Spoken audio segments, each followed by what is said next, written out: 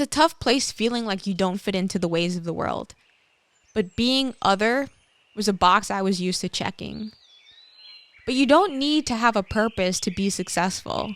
In fact, our culture works with the masses just trudging along and filling in the gaps. Some of the best money-making enterprises aren't the most glamorous. You don't need to be motivated by purpose to achieve financial freedom.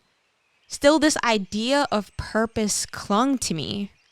I simply knew because I lived in a capitalist community, the freedom I sought was more tied to financial freedom than purpose. But once I did that, did I need to have a purpose to matter? One of the teachings of Buddhism is this idea that attachment brings suffering.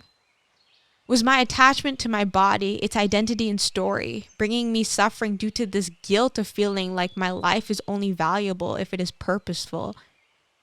When I'm out hiking, I sometimes wonder if the trees around me worry about silly things like having purpose.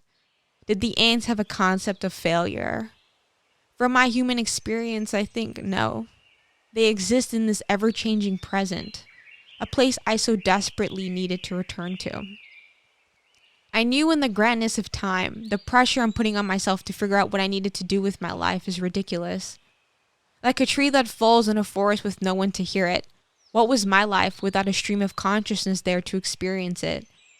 Still, I couldn't help but feel like I needed to understand what I was going to do.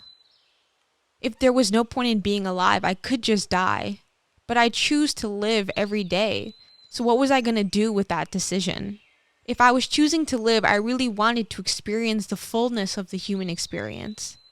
Our bodies are such a gift, and they hold within them the entire universe.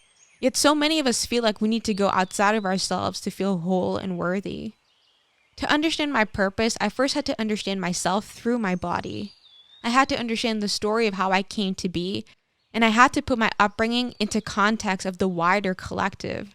I had to understand what brought me energy and what drained it.